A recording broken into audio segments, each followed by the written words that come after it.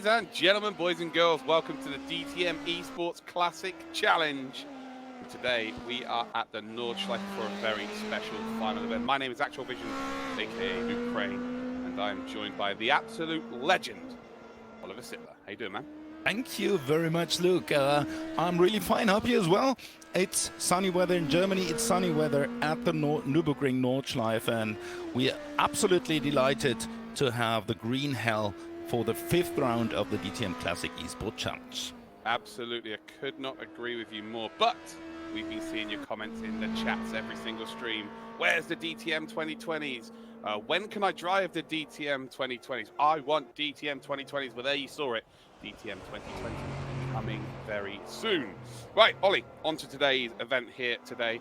We've already done qualifying, so we've already got our qualifying order for races 1 and 2. The first race will be in the 2016 cars, and in the the first race will be in the 1992 cars, and then it'll be 2016 for our second race. The qualifying result here is for both races. So, Ollie, take us through these unbelievable drivers. Yeah, fastest of all on the GP track was Ben Spanky. That's the result of the qualifying and the starting order for both of the races. We got Danny Hunkadea divided only by 1/10 of a second. Ben Tuck on third, Lukas Wurzer, Sheldon van der Linde is with us. He's on P5, Peter Kubowski, Ben Green, René Rast, Brody Steen, and Lars Burgman, Lukas Grambert, Robin Freins, and Ferdinand Habsburg. Yeah, the next group of drivers then is Mihai Neg. We've got Nico Muller, Marcel Huchlock, Lucas Auer, Sylvester Shabozlai. We've then got Christian Stuck, Dirk Natz, Mike Rockenfeller. We've then got Matthias Quiesel, Max. I'm going to have to give you that one there. It's Knot. Very easy. German one. Maxime Unterreiner, Sven Herthammer, and then we've got Dave Gaming, the YouTube and Twitch sensation from Germany. Well, we've had 4 different car classes this year, or this championship. This year, it's only been 4 weeks.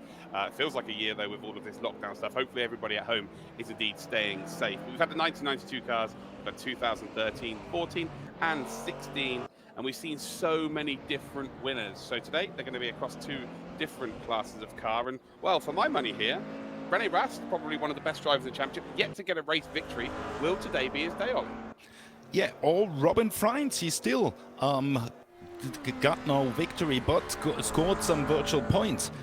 To this point, here we see René Rast, one of the favorites for this race in the Audi from 1992, and we got a balance of performance on these cars. The Audi weighed 25 kilos more than the rest of the field, and the Mustang is plus 15 kilograms due to the speed on the straights. Yeah, absolutely, which is always good. So, yeah, we've got all of our drivers here, minus Kelvin van der Linde, who is indeed being spotter for Sheldon, his brother. His brother's back from Germany, so it's going to be great to see how they work in tandem as a tag team. As we're watching Robin Freins here go through the chicane, but very quickly we're going to go out with a message from our partners.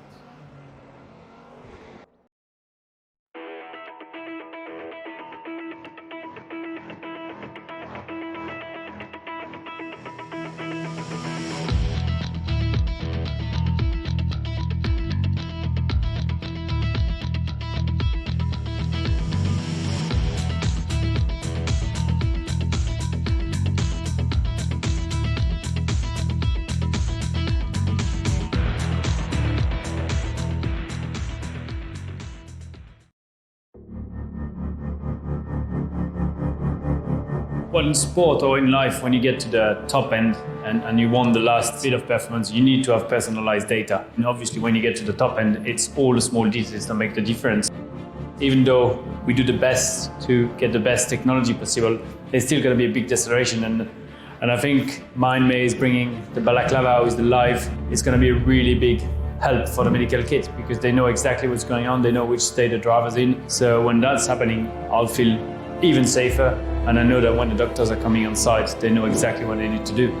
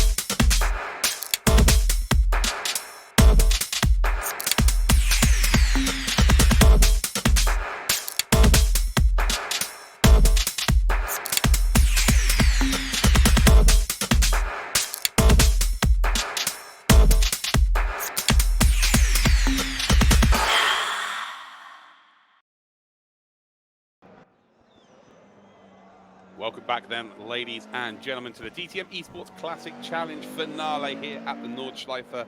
And Ollie, we've got a very special guest here, haven't we? Starting P2 in both races, Danny. Indeed, he's the Formula 3 champion of 2012 and DTM driver. Now he's taking part at the DTM Esports Classic Challenge as well. Welcome, Danny. How do you feel in the car? Obviously, you did a fast lap, but you're struggling a bit with the 1992 cars, I've heard. Yeah. Hello, Ollie. Hi, everyone. I think it's great to be here. A lot of fun for this last round. Nordschleife is a big highlight for everybody. But yeah, like you said, the first race is going to be a bit of damage limitation race because for some reason I'm struggling a lot with the actual cars, with the 1992 cars. And yeah, we'll see. It will be a lot of fun, but saving all my power for the second race where I start second and I have a good chance from there. How about your experience on the in the green hell on this iconic track?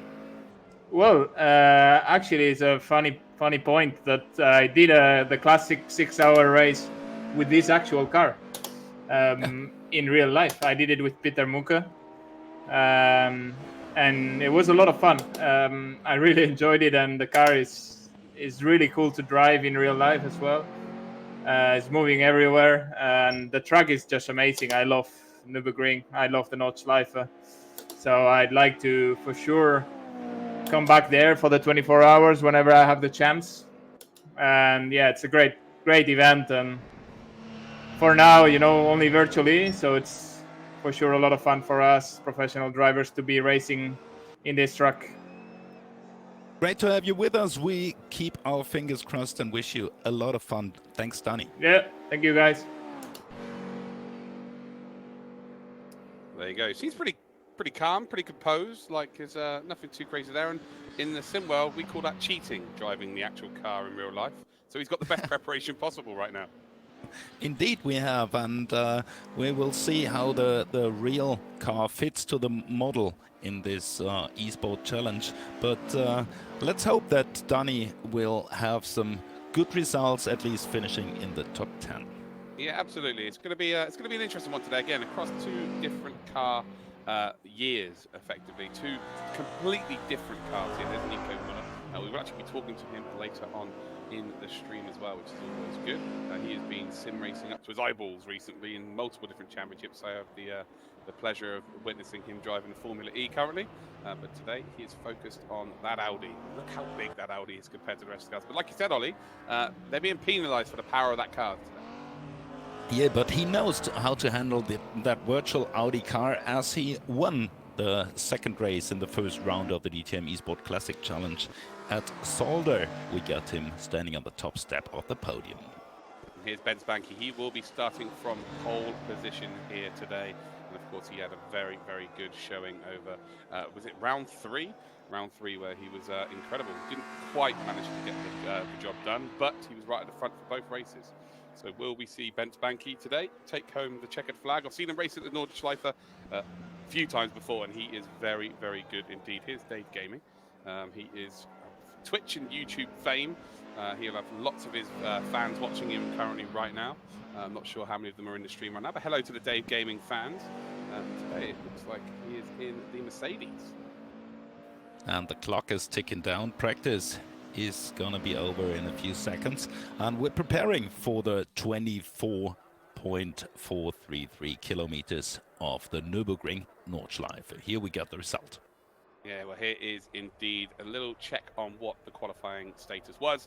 It's Ben Spanky on pole position. Danny is in second with Ben Tuck in third. Lucas Wertzer is in fourth position. Sheldon van der Linde with his brother in behind him, spotting for him today, is in fifth position. And then we've got Petter, the esports star.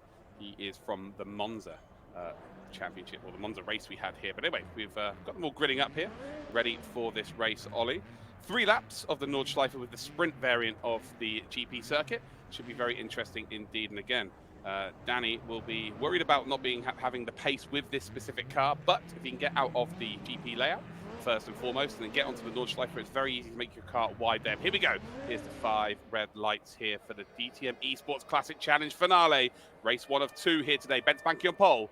And we've got Danny Juncadella in second position. Look at the Audis already trying to get up ahead of the BMWs, the Opels. They've got all sorts of cars here down into turn 1. And around the outside there, you can see already that it is Sheldon van der Linde making his way past everybody at this point. He's going to have to go a long way around, 4 wide, 5 wide. Wow. And then we've got someone who's completely missed their braking point there. And I'm not too sure who that was. Was that Rockenfeller? Might well have been.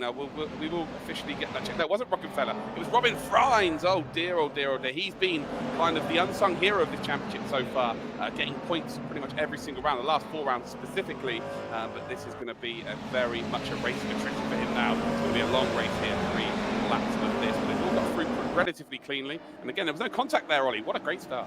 Yeah, indeed. But it looked a bit like the Porsche we had some years ago at the start of the 24 hours, where they jumped from the lower rows to the front of the grid in some of the first corners. But here we go on the short version of the Nürburgring course, and then turning left and enter the famous Nordschleife. Mihai Neg, then the only Romanian in the field right now, was trying to make a move on Lucas Auer, of course one of our star drivers in this championship. Didn't quite get the job done, and then lost the position, run a little bit wide. Ben Green now up into P11, but there's René Rast then. So René Rast has got in behind him Habsburg, so the 2 Audis as they head on to the Nordschleife part of this circuit for the very first time here. And this is where it's going to get frosty now. Ollie needs to be very, very careful. A small mistake around this circuit has some really big ramifications. Indeed. René Rast won the 24 hours of Nürburgring at 2014 with his team Phoenix with Ernst Moser in the R8 LMS Ultra, but this is a complete different car, and let's see how he manages it now entering that famous track. Yeah, the Audi, of course, has got the added weight to the car because, of course, it's a little bit faster than the rest. We saw that in the first few rounds. I'll tell you, it was a late little move there up the inside, potentially. No, Ben Spanky holds on. Ben Tuck, of course, was incredible at Monza last week. Trying to make the move here on Ben Spanky again. It's a pretty easy circuit to defend on, but you can see the little mistake there by Ben Tuck. Tried to make a move at the inside, cost him a load of time. You see the little jump there. Loads of cars going up in the air there, which is great to see within sim racing. They're not able to get Nito. I'll tell you what, even though so he's pretty sluggish around here, doing a pretty good job here. Lost 1 position off the start of this race. I think if you offered him a P3 before this race started, he probably would have taken it. Yeah, we're going to see Ben Tuck in the DTM Trophy, the supporting series, the GT4 cars racing on the DTM races as well. And he manages to pass the leader, Ben Banky, on the outside. And now he's trying to defend and put himself back to the front. Very opportunistic move that was. Maybe a little bit of rubbings racing there on Ben Banky. And Ben he is very much aware of those situations, realised that no one was going to be home. And indeed did the reverse whoop-de-wop. Got the job done. So Ben Spanky still leads this race. Ben Tuck there, you can see how wide his monitor. I'm sure he's got triples there for this, which is great to see. He's got probably I can't ever say that word. I've had seat as well, but a proper sim setup rig here. And again, a long race, so plenty of time to get this done. But he looks like he wants to get this job done as soon as possible, because I feel like he may have some serious pace around this circuit. Yeah. 1/3 of the track almost done. We're with Nico Müller, who's 7th in the positions at the moment, approaching Kahlenhardt and Weerseifen, the famous corners in the green. Nico Müller's dropped back here. He's dropped behind Brugman and Wurzer. He wasn't just in behind René Rast. René Rast has actually gained a position here, so René's now up to P4, and he's now closing in on the leaders here. So yeah, Nico has dropped down, which is not ideal to see. And again, you know, losing positions around a circuit such as this is so difficult to gain them back. So you don't really want to be giving anybody any freebies. But look at the front 3 here, front 4, front 5. They are very, very closely knit here. And of course, when they get onto that very, very long back straight, that's where the moves are primarily going to be happening here. So you just want to get yourself in a position to take full advantage of that. Again, a very tough circuit to make any overtakes. You're waiting for a driver to effectively make a mistake. And well, there are plenty of corners here, Ollie, to make mistakes. How many corners are around this circuit? On the Nordschleife, it's 73 corners, which of them 2 have banking. These are the only corners in Europe still in use with banking. Yeah, look at that. Ollie Sittler is an absolute fact machine right now. But you can see that there are 4 different manufacturers in the top 4. So the ballast that have been added to cars that may be a little bit quicker seems to have balanced out perfectly here. But again, we've got that Opel leading the way of Ben Spanky. We're on board then with Danny Jukadaya. Then we are now on board with, of course, there's a Hungarian here, Ollie. Always Yes, a Hungarian. Always. It's Sylvester Soboslai in the Ford. We see him on the 17th spot at the moment. And I'm wondering, Luke, when it's going to start to rain or to snow here in Nürburgring. This is the fight for the first, or for the leading. Banky still in the front, but Ben Tuck is moving from the inside and puts himself to P1. What an incredible move that is. Ben Tuck taking full advantage here as they come up towards the carousel for the first time here of 3 in this race. And now we're going to see how quick Ben Tuck really is. Jukadaya again. Oh, I'm really slow around this circuit, currently battling for the lead of the race. So if he's slow in this car, how quick is he going to be in the 2016s around the Nordschleife? But yeah, Ben Spanky, he wasn't able to hold on to that position. You can see already that Ben Tuck is driving away right now. He's taking full advantage of this, and he definitely is the quickest man on circuit right now. And there's going to be a lot of experts behind the wheel, as we have seen no major accidents so far. No, it's been really, really good. Actually, to be fair, unfortunately, Sheldon van der Linden finds himself down in P25. Not too sure what's happened to him. Again, he has got his brother helping here. Lucas Auer's just dropped down into P13. There's a proper battle going on here, actually, between Lucas Auer and it looks like Hulok. Again, can't pronounce names because that's just my gimmick at this point. Lucas Auer then battling with the Audis, closes the nose off there of the German, and he's got 2 Audis behind him. What's worse than 1 Audi? 2 of them. Especially around a circuit like this, you've got your wing mirror full of Audi. No, there's a big spin there. Ooh. That is not ideal. That's Rockefeller. So Rockefeller has just fallen off the circuit there.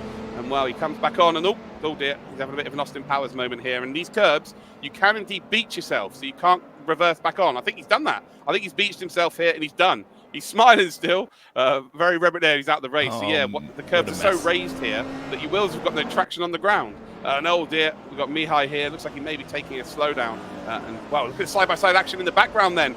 So it looks like the our only Hungarian in this championship then is now battling with Robin Freins. And Freins, of course, we saw go down to the back of the grid order here. And well, Freins already up to P16. Ollie, we said that he's been getting good results every single week without winning any races. And well, he's plowing through the field now like a tractor in harvest season.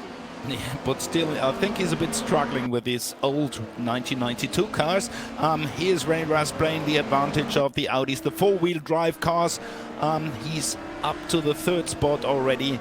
Here we have Danny Jukadaya, who's back on 6th position as he lost some spots. Yeah, now they head down that very, very long straight here through the right-hander before they do now go to Slipstream City. And I think Ben Tuck's done the job here. I think he's just out of Slipstream range here. So Ben Tuck's done everything he needs to do here. Ben Spanky will get that Opel going. Once it gets going, it's a very quick motor indeed. The Audi has got a BMW behind them. In round 1, we saw the Audis able to drive away from every other car, really. They were a bit faster. And actually, to be fair, the BMW may be struggling just about to keep up here. It's Brugman trying to make a move here for potential P3 on René Rast.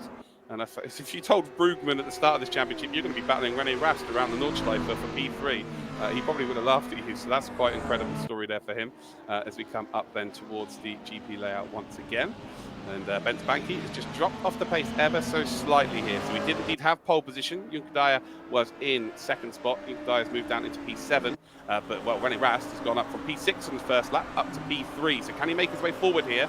Potentially close up to Ben Tuck and maybe get his first victory of our season.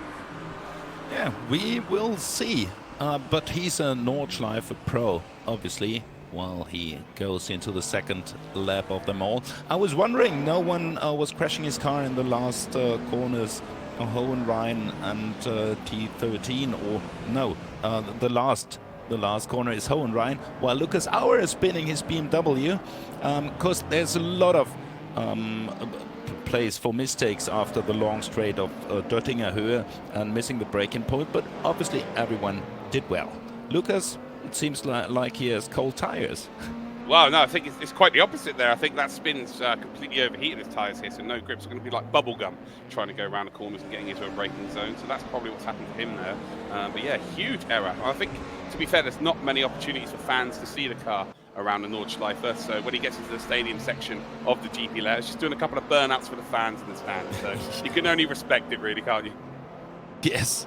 Well, he likes the fans, and he does everything to entertain. We're here with Nico Müller, the Swiss guy, on position 6 at the moment, winner of the second race in Solder, but he's struggling a little bit. He has to move forward at least some spots to hit the podium. Lars Bruckmann is on 4, the Dutch guy in the BMW from Team Schnitzer. Yeah, as we do indeed head on to the Nordschleife lap number 2, I think Nico Müller's in a good spot here. He's got a bit of clean air to work with for Sector 1. Sector 1 probably is the toughest sector of the Nordschleife in itself. For me personally, I just did a 24-hour race there 5 weeks ago, so I've pretty well adept with this circuit at this point. But he's got a nice bit of breathing room, nice bit of clear air to sort of run into, and then maybe attack through the middle sector on potentially Wurzer. But Brugman is not letting René Rast have a moment's peace here. That BMW is making that Audi work overtime right now. He's a hunter in the woods, as it looks like, and he's hunting the winner of 2014, the double DTM champion. So that's the guys are competing against each other. On P4 is Lars Bruckmann hunting down the Nordschleife. How good's the racing been, though, Ollie? We've been here for every single week of this championship. This week 5, race 9 of 10. The racing has been so... I've been involved with loads of esports competitions, and they've all had their good points and their bad points, but the racing in general, when you bring esports drivers together and real-life drivers together, it's sometimes questionable. I tell you what, here's a move being made here. 4P3 and Brugmann. Oh, it's textbook. He's taken the page out of the textbook. He has read it out loud, and he's got the move done. Now he's off to chase down Bent Banky. It's taken him, the best part of a lap here to get it done. But Lars Brugmann is looking very fast here. And actually, BMW is looking very fast here as well. What a great move he did. Moving up to P3, while I take a look at Dani Juncadella. He's down at the 7th spot at the moment, and he's trying to avoid some damage, like he told us in the interview before. One guy is out. That was not Dani Juncadella, it was Nico Müller, and it was a present for the Spaniard, and he's up to 6th. Yeah, he just got a freebie there. Back to the conversation about the racing. Like, the racing's been so respectful, hasn't it, Ollie? Like, yes, I've really enjoyed every second of this championship. You know, with the DRS cars as well. Like, it's promoted more overtaking, but the respect levels from each and every driver has been exceptional. Incredible racing we've seen, and we're gonna see some DRS moves again in the second race here at the Nürburgring Nordschleife when we switch to the 2016 DTM cars. Well, we take a look at Ben Green, who's hunting down Mr. Knartz on the 16th position, but still I thought maybe it's not going to be the DTM drivers taking the victories in the esports, but obviously they have done the step from real sports into esports and performing very well compared to those guys who do it day by day and weekend by weekend in the esport challenges. You are spot on, Ollie. I completely agree with you there. Like, especially today, I thought the Nordschleife, you know, it's one of those circuits where, you know, it's to know the circuit's one thing, but to know the nuances within a game, because every game's different. Every game's obviously different to real life. But to know the nuances of a game is kind of the ultra edge. Again, that, you know, the drivers such as René Rast, of course, is one of the very best in the world of all time from Germany. You know, he has that ability within real racing.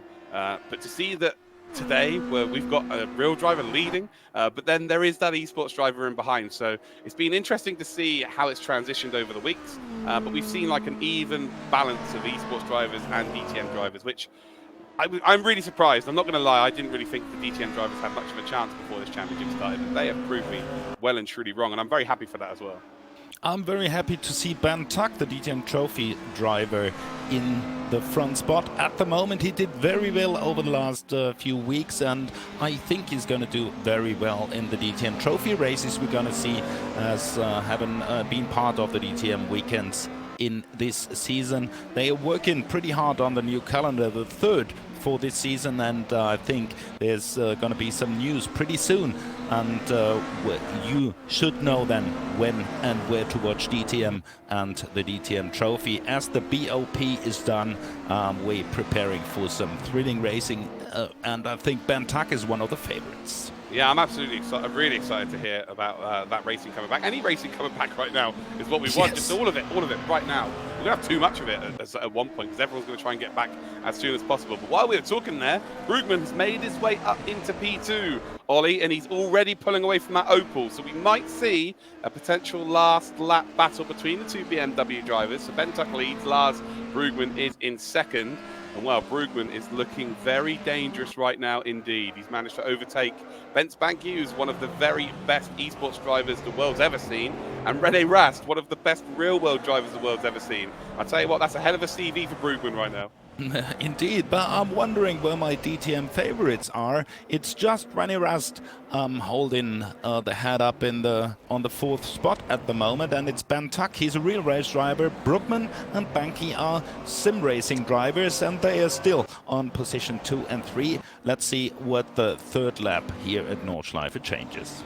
Yeah, absolutely. We're on board here with Junker Dyer again, who indeed said that he wasn't really looking forward to these specific cars. He has spent, he's done a 6-hour race with this actual car, but he felt like he didn't have the pace here. So a P6, again, he'll probably take that at the start of this race. He's going to be pretty happy with that. Nico Müller is not able to look forward towards him at this point because he's got in behind him a German and a Czech driver, both trying to take that position away. I'll tell you what, hitting the curbs like that, the Audis like to munch the curbs pretty easily, but not quite like that. He was on 2 wheels at one point there, and that's not the ideal way of getting around the Nordschleife.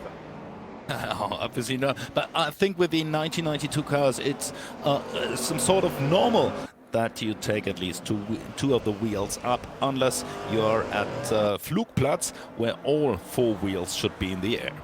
Yeah, these DTM cars are the cars that you saw on the normal roads. On a Sunday afternoon, you're seeing all of these cars down at the beach. They've taken their whole family out. They're proper family cars, but made into racing cars, which is that's why they're so. I think that's why they're so iconic, Ollie, because many people actually owned the real road version. Indeed, but we had some. The politics was paying money to get new cars some years ago, and that's removed all these iconic cars from German Autobahn. Yeah, it's a shame, but ultimately motorsports moves on. That's just the world we live in. We can see here that there was a little bit of bump drafting there. It looked like Kubowski was pushing his fellow sim racer along there in the Audi to get the job done on Nico Müller, but I think Müller may have some damage there because it was relatively easy for them to get the overtake. And, slipstream's one thing, but to get the overtake done as easy as that, definitely some sort of damage. Robin Freins, again, he was last. He was in 27th place or 26th place at the start of this race.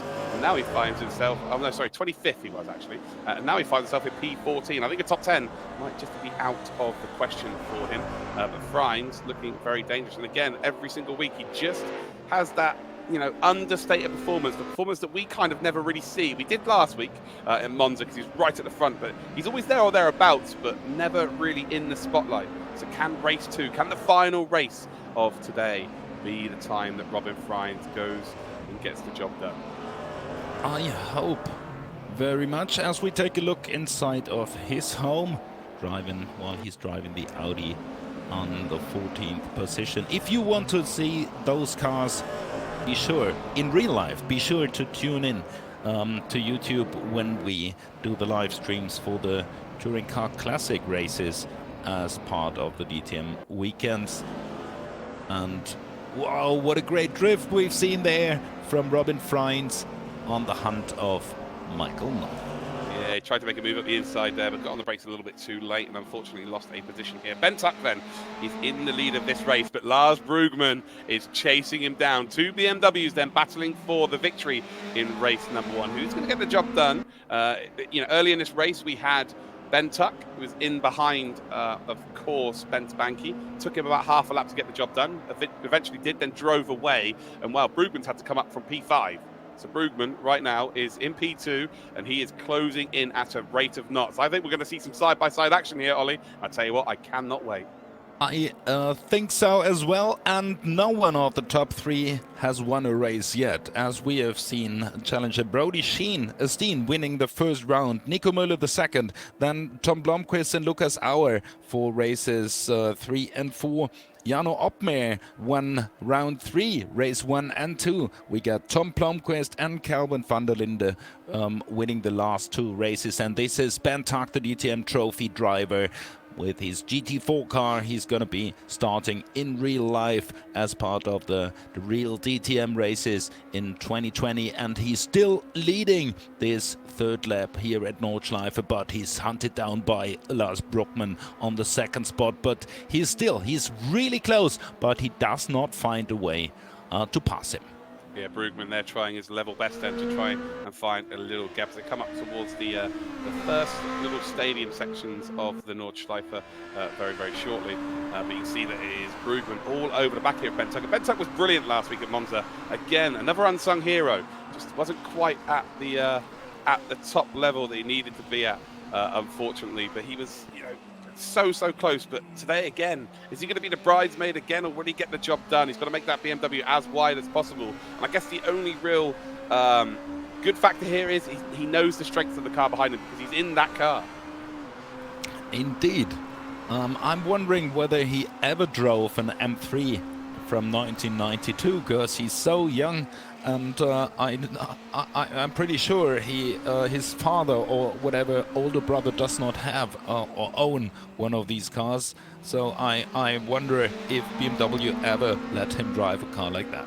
Brugman's got the job done. So again, we've seen an overtake at that corner every single lap for the lead front 5 cars. And when it's happened again, so Lars Brugman does indeed hold the lead of this race. And it might be quite nice to see a little bit of cockpit action from Brugman. See his inputs here around the Nordschleife, because he looks very, very good indeed. There we go. You see how much he's rotating that wheel there, but it's very smooth indeed. Very minimal inputs, of course, with the track. Indeed, having all of the lumps and bumps of the Nordschleife. Again, you've got to love this track for what it is. It is the most unique circuit in the world of racing. But again, it's the undulations as well, the gradients of this circuit, the cambers of the circuit. It was an orthodox circuit back in the day, Ollie, but it's so unorthodox these days.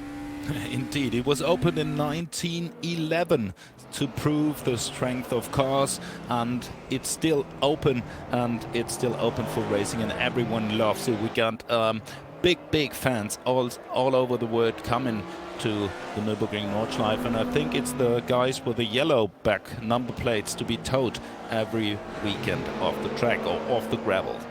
Yeah, I've been watching YouTube videos for years of actually that corner there, actually, to be fair, where the people are just going off the circuit left, right and centre, and some very, very expensive crashes.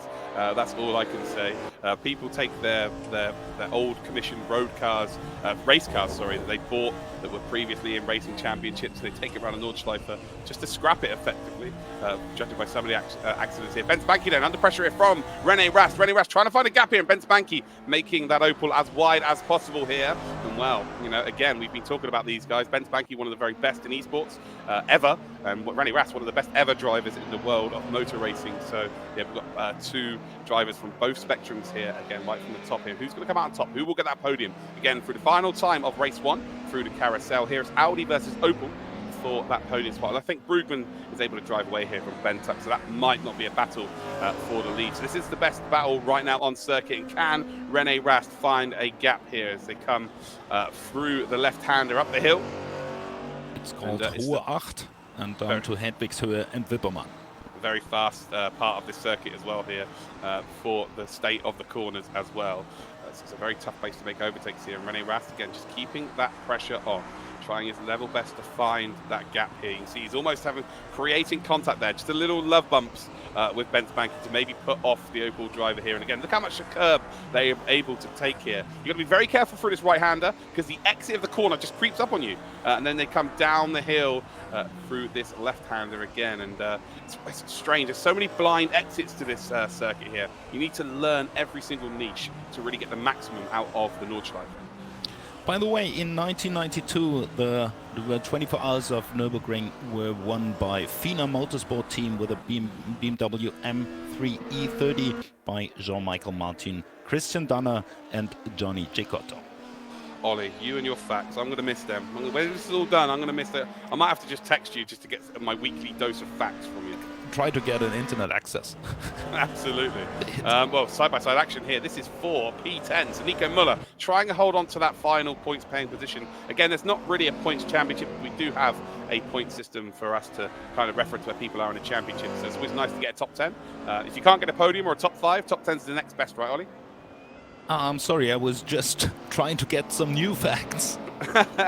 Oh, he's got his Wikipedia open. It's all the behind the curtain, ladies and gentlemen. Well, René Rast, by the way, is up ahead here of Bence Banki. So this battle for P3 has taken a turn here as they've got one last straight. And I think Bence Banki might have used his experience of this circuit and let him through. So is it going to work out for him here? René Rast, he'll obviously know that's the case if it is. It has indeed happened as they come around this long-winded right-hander here. And again, if you hit the apex perfectly there, you don't really need to use your gears. You can just get off the gas ever so slightly, and you're all good. And there you go. You can see the Opel already closing in here. And René Rast hasn't made a defensive move here yet. So will he do a reaction to a move potentially? No, he won't. So Bence Banki's going to be forced to go around the outside here then for P3. And there we go. René Rast straight into the... Well, Bence Banki cleverly already jumps across the circuit to break the toe as they come up towards the final few corners here of this race. Will the Opel get onto that podium or will it be Audi? René Rast is just about 3 car lengths back here to get this podium, and Bence Banki's played an absolute blinder. But as we come around the final quarter here, it is Lars Brugman who's made some of the best overtakes of the race here to get himself in the lead.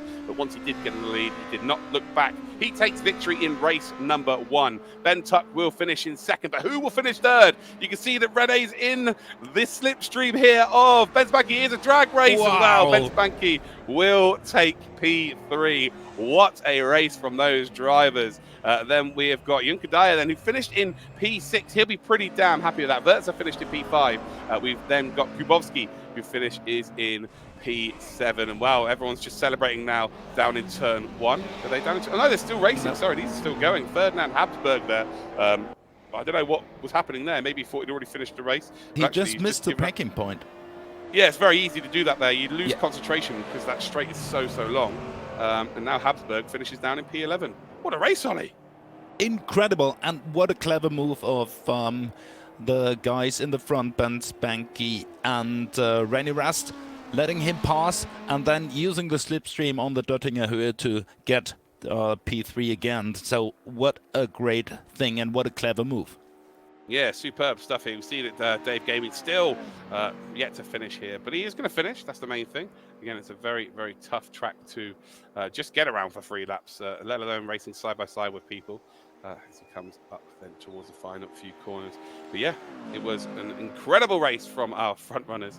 We will get the official results up for you as soon as all of the cars have crossed the line here. But it is Brugman who takes the checkered flag, and yeah, he will have a lot easier races in his future, that's for sure, Ollie. He had to do it the hard way. He had to make some sensational overtakes to get the job done.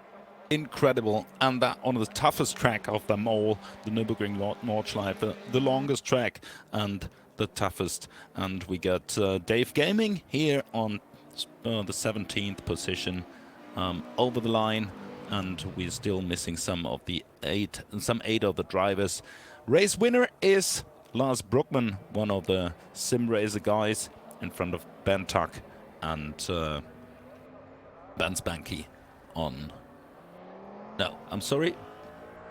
I can't read the yeah, Lars Brugman finished in P1. Ben Tuck did finish in P2. Yep. Bence Banki, the final step of the podium. Great. And well, fastest lap of the race as well. As soon as he got some clean air, it was Lars Brugman. But right now, we are now going to see some messages from our partners.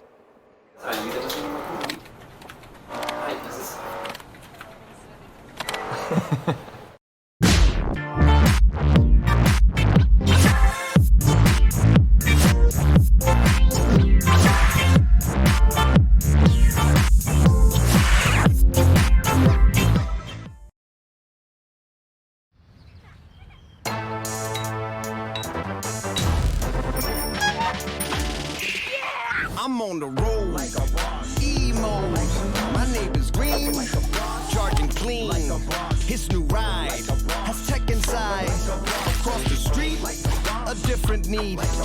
Top condition, low emission. And as a team, hybrid dream. Cause it drives so many miles, many miles, many miles.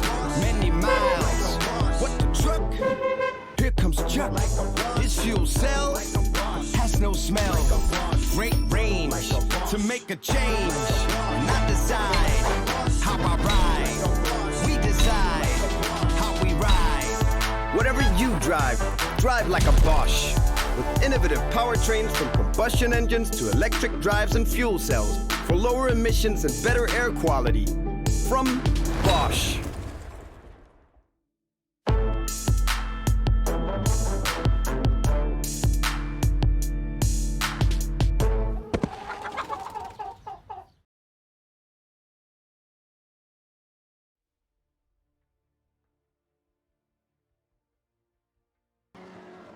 Welcome back then, ladies and gentlemen, to the DTM Esports Classic Challenge. What a first race we had there with the 1992 DTM cars. Now we're in the 2016, and while talking of new cars, it's been 4 long years it's been 2016 was the last DTM car we had in Race Room, and now it's been announced we officially are going to get the 2020 cars very soon.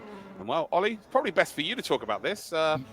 What nuances, what specialties do these new 2020 cars have? We have, we see the 2016 cars with the old V8 4-liter engine we've seen from 2000 till 2018 in DTM, and in the last season they switched to the 2-liter turbo engines with more horsepowers and obviously the turbo and the push-to-pass button as well. And we're gonna see these cars for this DTM season. Again, it's going to be a thrilling calendar they gonna announce in the next days or weeks, and they're working pretty hard on it to provide the biggest of spectacular racing we can have in this pandemic season 2020. And I'm looking forward to see the 2020 cars live on track and in race room as well. Yeah, so talking about racing, let's go from the 2016 car to the 2020 car. What difference will it make for the ladies and gentlemen who will indeed buy this on Race Room in terms of racing? It's less aerodynamics in the new cars compared to 2016, but it's more power. The 2-liter 4-cylinder turbo engine provides plenty of more power for the back wheels than the 2016 cars. So I think it's going to be a pretty good step forward in simulator racing as well as on the racetracks.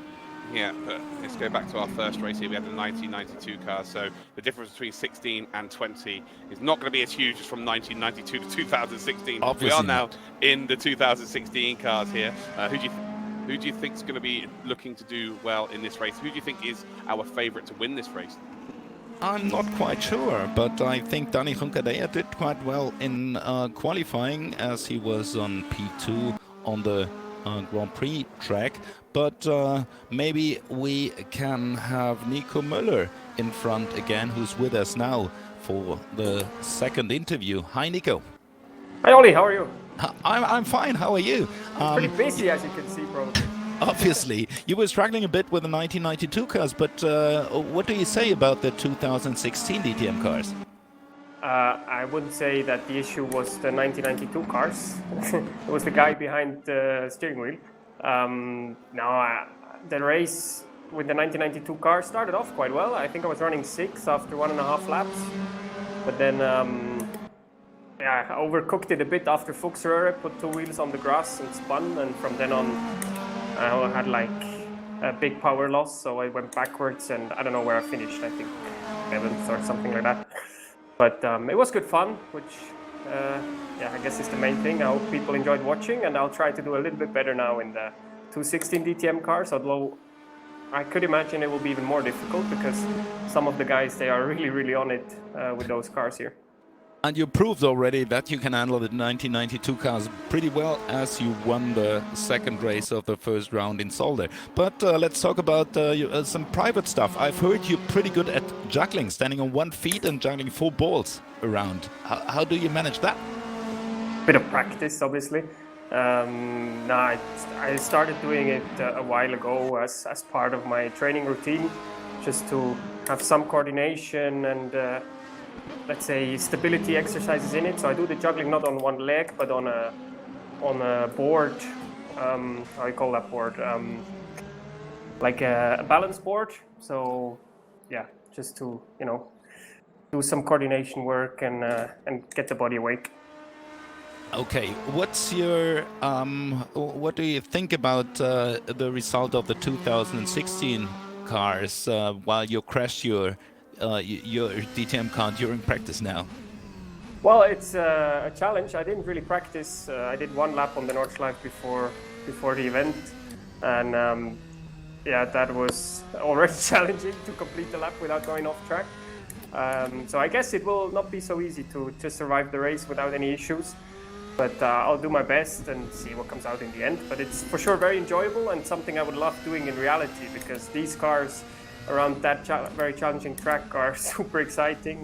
The few corners I did now before crashing were yeah, super exciting. The cars can carry so much speed through the high-speed sections. That's yeah, really mind-blowing, and it would be mega to do that in reality. And you know how to handle the cars around the Nordschleife, as you were winning the race in 2015, the 24 hours in Audi R8 LMS. Yeah, that was cool. Would love to give it another go. Yeah, we keep the finger crossed and take a close look on you. Thank you. Thank you very much. Müller, and One good luck. quick question from me, Oh, Nico. well, Sorry, Nico. Luke here. Yeah. I've been casting the Formula E stuff as well. So how's it been for you to transition between the two competitions? Not so easy, honestly. I mean, in all those simulations, you have to adapt to what the cars in the respective simulations need in order to be driven fast. There's always some little tricks here and there that make you go faster, and yeah, you just need practice. And as I also like doing other stuff, I mean, I really enjoyed sim racing and getting into it now in these few weeks at home, but I still like to do some other stuff as well. So I'm not the guy spending hours on the sim every day, which probably doesn't help my performance, but I still enjoy it. I still think it's good to keep the reflexes sharp, and yeah, it's cool to be active in several different series and races. Awesome. Well, thank you very much for your time, Nico. Good luck for this race. Pleasure. Thank you. Hopefully you get a very positive result. Well, there you go, Ollie. Nico Müller there, and he spoke with us yesterday, actually, for the Formula E, and he's been so positive about sim racing and how much it will help him, again, stay sharp. And he stated yesterday that he's the fittest he's ever been. Because of this lockdown, he's been out on the bike. Cycling's one of his main hobbies. So he really has taken full advantage of, not being kind of overwhelmed by a schedule. And I'm really expecting to see big things from Nico moving forward in the real world. Indeed, and I'm looking forward to see some good performance of Mike Rockenfeller. He's very into sim racing since the start of the season. He's fastest at the moment and the DTM champion of 2013 with his Scheffler Audi RS5 car. Yeah, I would love to have seen him versus Kelvin. Battle of the Smiles in the final race. Unfortunately, that's not going to happen because Sheldon is indeed driving at Kelvin's house. So, yeah, we're not going to see the Battle of the Smiles. But, well, when we've seen Rockefeller finally get a real positive result, he looks very quick in this car, the newer car here as well. A lot of experience around the circuit as well. So I'm very excited to see how all this plays out. Again, qualifying has already been done. So the grid will be exactly the same from race 1 into race 2. You can see Bence Banky then will start on pole position with Juncker in second spot. Ben Tuck then in third. Wurzer is in fourth position. And look at this, Lars Brugman, winner from race 1. He started down in P10, Ollie. How incredible is that? Yeah, he had to move through half of the field. And we see Lucas Kramber at 11, Robin Freins at 12. Maybe he has a better race this time. We got Ferdinand van Habsburg at position 13. Mihai Nek and Nico Müller we just talked to. He has to start from position 15. Just in front of Marcel Holoch. Lukas Auers with us, Sylvester Joboschlei, Christian Stock, Dirk Knartz, Mike Rockenfeller. He's going to be the one who has to completely move up the field from position 21. Matthias Keusel, one position behind Max Knoth, Maxim Untereiner, Sven Hirthammer, and Dave Gaming, the YouTube and Twitch star. Szoboszlai, he's my man. It's always a Hungarian. There is always a Hungarian. He's going to go from P18 and win this race and back it up that the Hungarians are the best at race room. There is the circuit that we are at today, of course, then the Nürburgring Nordschleife with the Sprint GP variant. It's the sprint variant of the Nürburgring GP circuit. So 3 laps in a little bit of a quicker car here with the 2016 model. They got DRS as well here. We've got 25 seconds for everyone to indeed get onto the grid. And well, let's see how this goes. It was very, very clean at the start of race number 1. Will it be the same here in race number 2? Ben Spanky then is on pole position. We've got the 5 red lights. It's a DTM Esports Classic Challenge.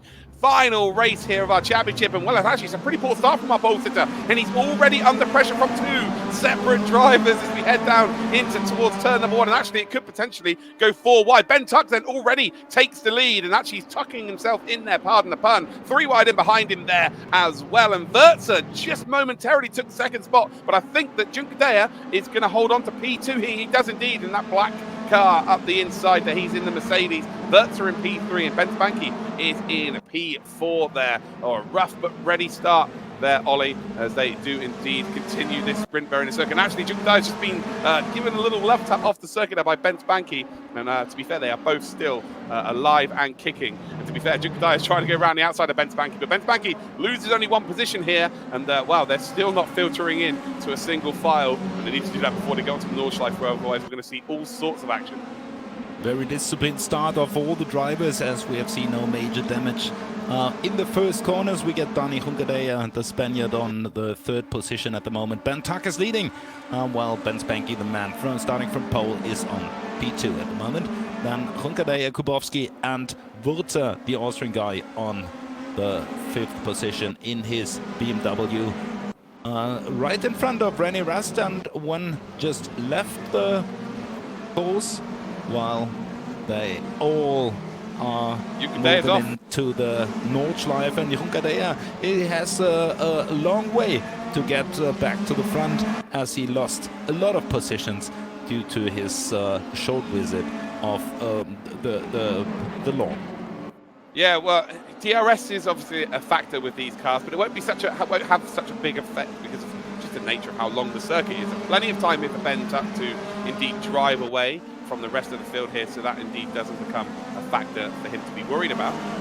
But also, again, it's such a long circuit, you can't use it very often here as well. René Rast is off now as well, so not a good day in the office then for René Rast. He's now down to P9, and well, Freins is up to P8 here. Freins is flying on it. Indeed, the Flying Dutchman, and he gained a lot of spots at the first corners. I'm wondering how good he does now on the Nordschleife, as the cars are heading down a lot of elevation on this iconic racetrack in the Eifel in Germany. Yeah, this race here definitely has the feels of a last race, doesn't it? People are more inclined to go side by side. It's kind of balls to the wall. Either the car gets home in a good position or it doesn't get home at all kind of attitude here. But it's still respectful. It's still brilliant to watch here. We're on board then with Nico Muller. Of course, we just spoke to him. He's in behind Lucas Auer. So he's got to try and get a couple of distance to come up the hill here. Be very, very careful here. You've got to try and get the car settled for the braking zone for this right then left. It's a nice chicane up the top of the hill, but it's all blind. The entrance and the exits to that corner are blind as well. But I'll tell you what, Ben Spanky just on board there very momentarily. He's actually lost a lot of time to Ben Tuck. Ben Tuck now in the lead by quite a considerable margin. Nico Muller gets the job done though after a mistake by, it looks like, Mihai Negs, a Romanian driver, may have just run off circuit ever so slightly as we come through the left-hander side-by-side action here in front then of Nico Muller, and that was Lucas Auer and René Rast having a battle here. So looks like Lucas has moved up a position. Oh dear, that's too much curb there on the power too early, and actually he's come back on very dangerously here. Just needs to stay off the circuit, let everyone go through, and well, it's going from bad to worse for René Rast. What a mess for this great racing driver, winning the Super Cup 3 times in the Porsche 911. I was taking a look to the statistics in the meanwhile, and there was one Opel, one DTM car winning the 24 hours here at Nürburgring. It was in 2003 with Manuel Reuter, Timo Scheider, Marcel Thiemann and Volker Stritzek in the V8 Coupe Astra. And that was the hell of a race. They did not well in the DTM season, but they managed to win this iconic 24-hour race. Yeah, we'll see pretty much the same as race number 1. Ben Tuck then leading the way. Ben Spanky is in 2nd position, but it's Brugman. Brugman up from 10th position already into a P5 right now. With them got Kubowski, who's just made a move on Wurzer. But look in the background then, Ben Green, of course, driving in his Ginetta shell at home in his rig, the best rig in sim racing right now. Those two are duking out nearly side by side then. Identical cars there to Ben Green and Brugman, but look who's in behind them now. It's now P7 for Robin Frines. Frines is coming through the pack here, and we could see a very interesting race here, Ollie. Indeed, Robin Frines, the best of the DTM drivers at the moment, and he's very well in esports, driving the Formula E as well, driving the RCCO Audi Race Home Series, driving the DTM Esports Classic, and many, many more. But I'm wondering, I think it's a bit of your age, as Ben Tucker is one of the youngest drivers of the real racing world, and he's leading in his BMW at the moment. Still. Yeah, he's doing a stellar job here. You can see that there was counter steering there by Robin Frines, a little bit of a brown trouser moment, but there was a bit of a mistake in front of him there. One of the yellow cars, I can't quite see currently who it was. It was actually Brugman. So Brugman it's Wurzer. So Wurzer made a mistake now. He's down into P5. So you can see he just took a bit too much curve and actually ran out of the carousel. So once you go off the banking at the top of the banking, you lose a lot of time. Isn't that right, Ollie? Yeah, indeed. But in faster cars, or like we have Timo Bernhard in the Porsche 919 Hybrid Evo, who set the fastest time ever on this Nordschleife with a 5:19.546. He has to stay out of the bumpy part of the carousel with that absolutely super fast race car.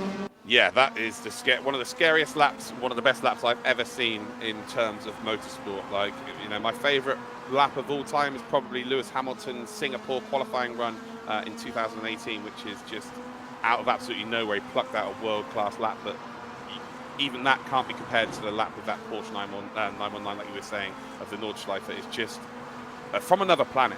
You look at it, indeed. It is just every 10 seconds you're thinking, this isn't possible. This must be a computer game. There's no way this can be a possibility. He's tricking physics all the way. Yeah, exactly that. Oh, it's a big spin there in front. I'm not too sure who that was. And that was Stock. So yeah, Christian Stock there makes a mistake. He's down to P20 now. And here we go. Here's the racing at the front end of the grid here. And actually, I tell you what, Robin Frines is doing a Kelvin van der Linde right now. He's bump drafting the car in front to try and help everybody out here. Sharing's caring, as we know. And he's now actually closed up to Wurzer. Is Wurzer going to do the same to Ben Green? They are. So all three of them are like, right, let's go for this now. Let's try and push our way up to the lead battle here. But let's work together. It is a three-way bump draft as it stands. We've been seeing this quite regularly in this championship, Ollie. Ducking down behind each other to get the best of slipstream you can get, and then try at the right moment to step in front. But obviously it didn't work out for the Dutch, for Robin Frines. He's 6th, but we're in the front with Ben Spanky. He's got the job done. Yeah, looks like he had the slipstream and he's got the job done. And the only thing that will be against him now is he will not have DRS here. So he's back into the lead. Ben Tuck's going to do the hard work again. Free wide, it's turn 1 here. And well, up the inside is Robin Frines. We've got Wurzer around the outside. And I think Frines is going to get them both. He has! There we go. So he was pushing them along the big long back straight here. But as soon as we got onto lap number 2, Frines is not friends with them anymore. And he decided, you know what, I'm off to go and chase down the leaders. Next up for him then is winner from race number 1, Brugman. And I tell you what, Frines is the dark horse here, Ollie. I think he's got a big shot at winning this race. Yeah, obviously, when he keeps progressing like he did in this one corner at the end of start-finish, one is off, it's Ben Green, the guy in his Ginetta wreck. He's down to position 7 at the moment, just in front of Dani Juncadella, but he managed to put his car back on the road and find the rhythm again. Well, they take the chicane and then turn once again into the Nordschleife track. Damage hasn't really been a huge factor over the last couple of weeks because DRS around such short circuits, you kind of can keep in touch with the drivers behind you. But if you have any sort of aero damage around the circuit, such as the Nordschleife, you are in serious trouble here. Lucas Auer then trying to make a potential move here on Dani Juncadella, but not able to get the job done here. Again, he would have wanted to get that done before he got onto this part of the circuit. This is the narrowest part of the circuit here, sector 1 of the Nordschleife. A little bit bummed that he didn't quite get the job done. But again, the top 5 are as it stands. Bent Banky leads here. And actually, Ben Tuck's dropped down. He is. Kubowski is up into P2. And Bent Banky has been gifted a load of time here. I'm not too sure where Bent is. I think he's gone up the lead here. Maybe leads by, about 2.5, 3 seconds up in the lead then. And then Brugman is just in behind here. Freins, so not able to get away from Wurzer. So Wurzer and Freins maybe need to work together here as we head towards the midway point of this race. And well, it's Bent Banky's to lose as it stands right now. It's 3 manufacturers at the top 3 positions, with an Audi in front and with Ben Banky behind the wheel, then Mercedes with Kubowski. No, Ben Tuck made the move and put his BMW right at the 2nd position. Got the job done. This is where the overtake's been happening in race 1, but it got done just before that corner there. So Ben Tuck really wanted to get a move on it, really, a move on. And he will have DRS, and so will Kubowski. So Kubowski has got to use his DRS in the right parts of this circuit, try and not lose too much time battling side by side. They need to work together if they want to win this race. If they do not, Bent Banky will just gain more time every single lap here, or every single sector of the lap here. 10 minutes, 30 seconds to go, so that means we're going to have 1.5 laps left of this race. And again, you know, we say Freins has got an opportunity to win this race, but if Bent Banky keeps driving like he's driving, Ollie, there's no way to stop him. Yeah, he's making big steps forward while everyone is battling just behind him, so he's gaining some more meters, like you explained, corner by corner. Yeah, we've got Steen here behind Rockefeller. Of course, you remember Steen back from round number 1. He got a win in the Mustang as well in the opener of this championship. And you see side by side, and he's in the livery that Gary Paffett's been using every single week here, that Euronics livery. And well, yeah, Steen, I don't know, using his inner Gary Paffett here to get the job done on Mike Rockefeller. And those two have had some battles over the years, that's for sure. Indeed. I seem to have a problem with my pictures. It's just still. So please continue. Well, Mike Rockefeller then is in P16, then in behind Steen. So Steen's got the job done, but of course Rockefeller will be looking to move a little bit further forward here.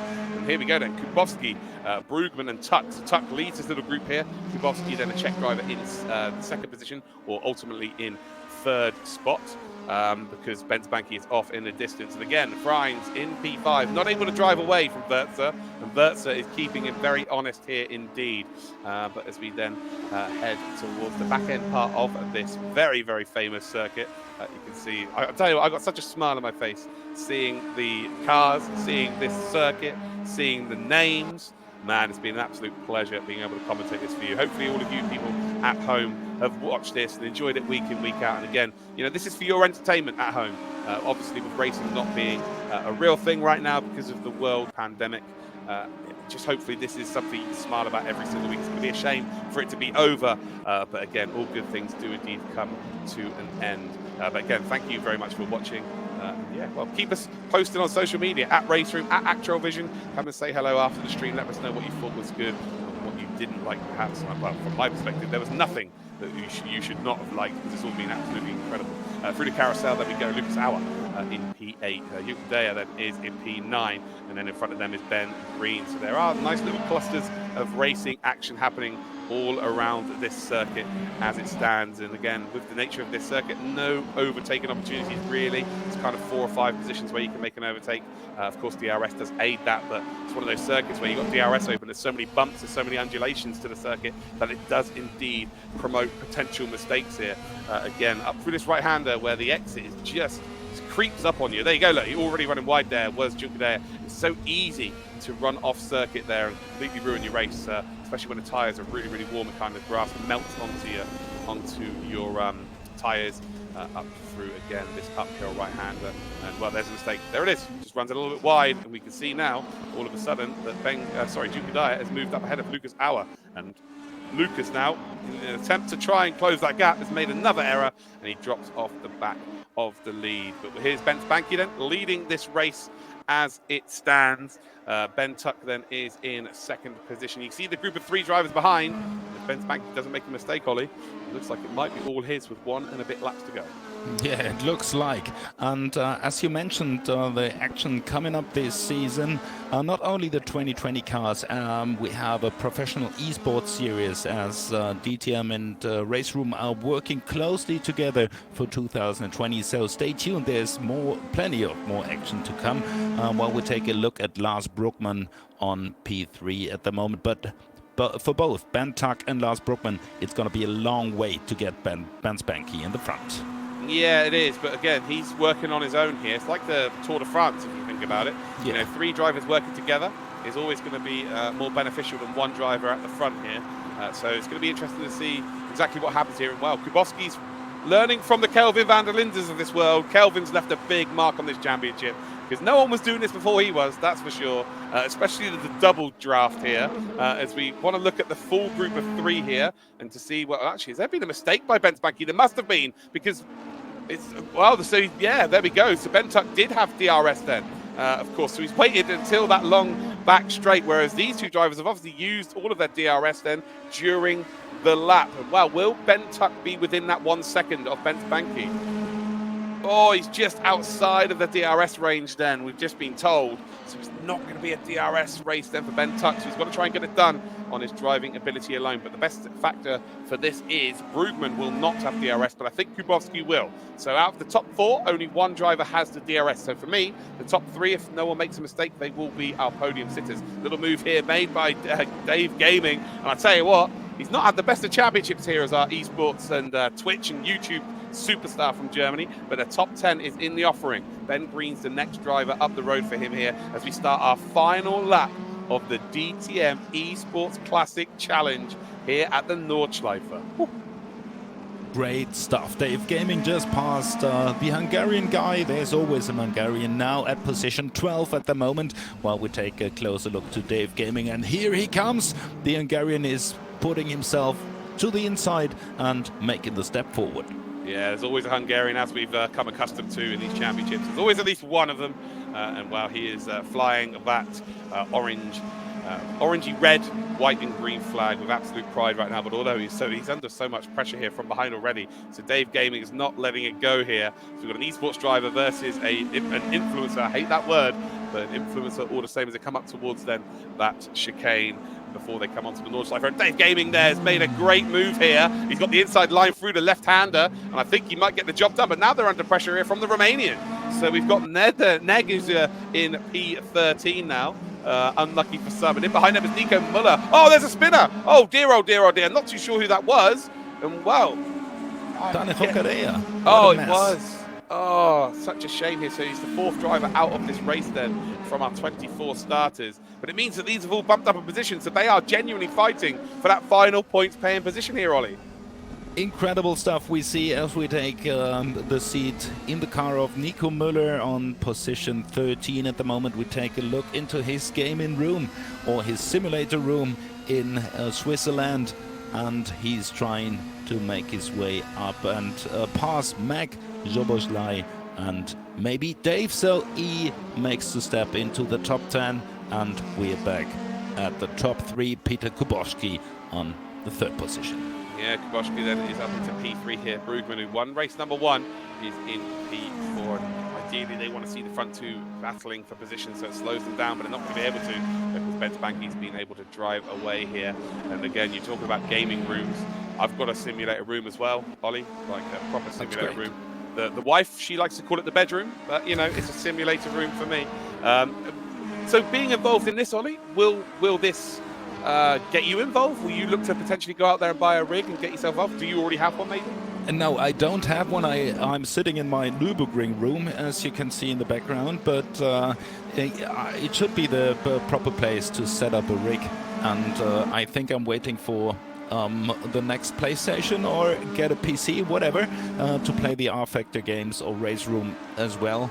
I have to sort it out. At the moment, I'm a bit low on money as I'm a freelancer, so I have to wait, save some money and get the rig. So if you have some spare parts, I'm open to it.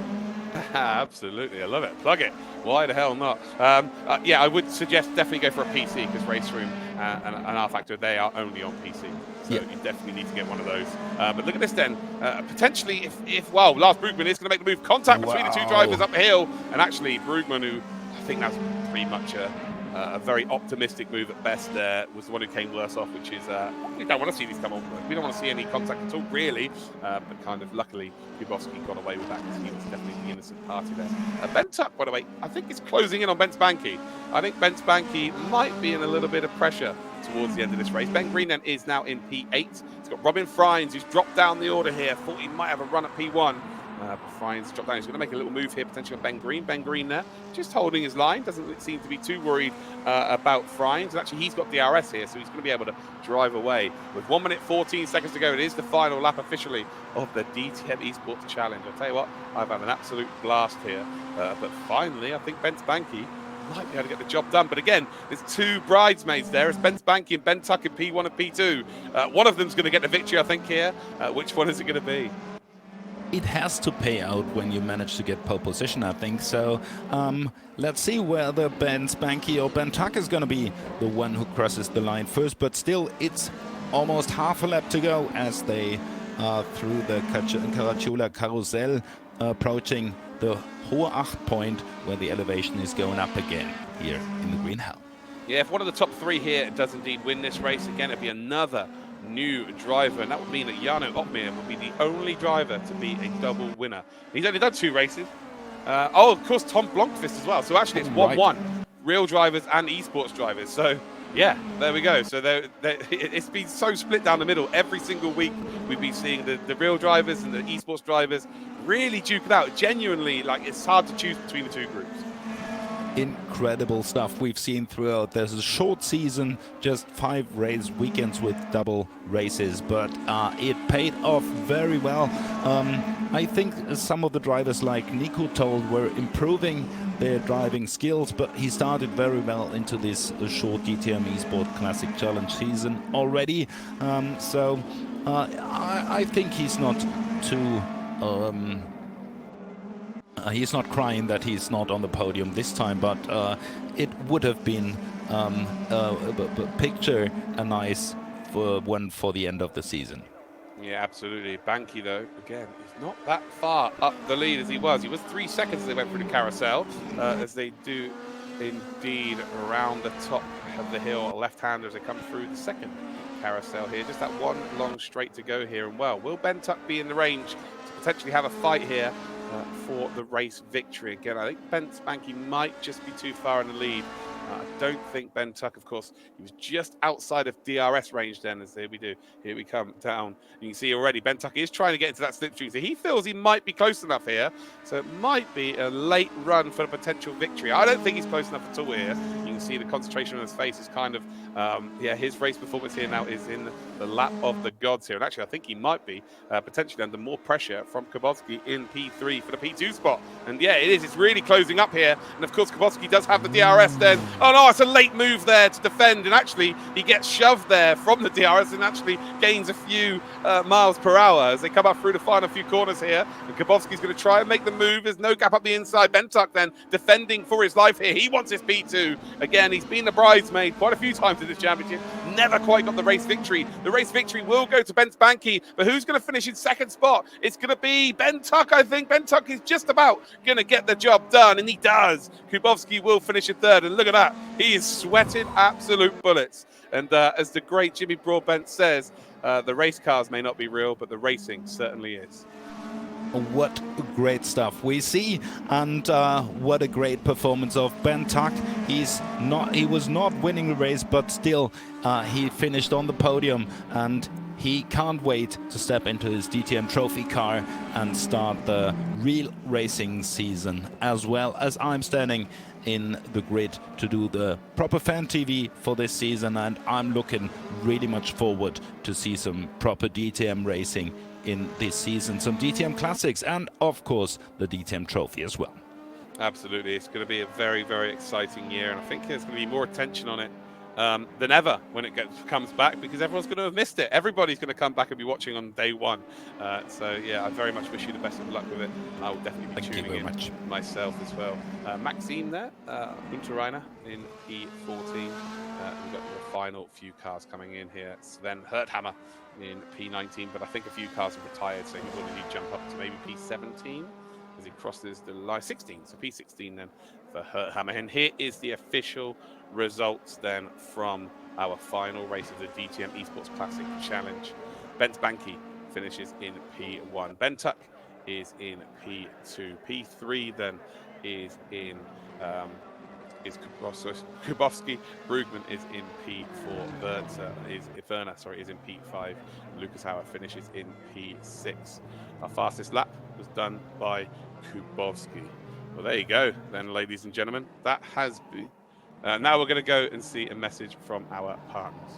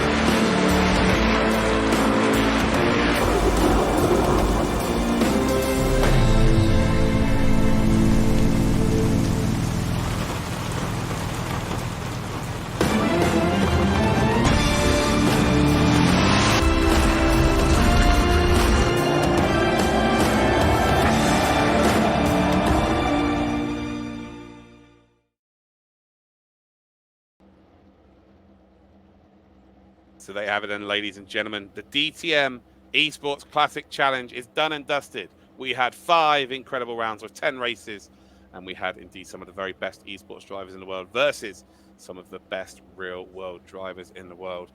And of course, I've been here commentating, but we've had Mr. Factman, Oliver Sittler. Thank you so much for being involved. It's been an absolute pleasure. Hopefully you've enjoyed the experience of coming over to us Sim Racing Championships and giving it a good old go. It was a great season for me, a short season in the DTM Esport Classics, but I thank you everyone for joining us. I thank you, Luke, and I'm really looking forward to the thrilling calendar of DTM, and I'm sure you can follow and you will follow us on social media and YouTube Live as we are broadcasting all the races and all the trainings in YouTube, and I'm looking forward to this season. I say thank you, Luke. I say thanks to everyone involved, and hope to see you soon again. Again, ladies and gentlemen, this was a bit of fun to keep you all entertained while we are all in lockdown. I want to say a massive thank you to all of the key workers in the world, to all of the workers within your health services in whatever country you are watching right now. The world will get into a better position, I'm sure of it, over the next few months. But make sure that you do indeed stay safe, stay at home, and help your national health services and whatnot out in this very, very tough time. But that has been the DTM Esports Classic Challenge. I've been Actual Vision. Ollie's been Ollie Sittler, and we should maybe catch you another time. Bye-bye. See you there.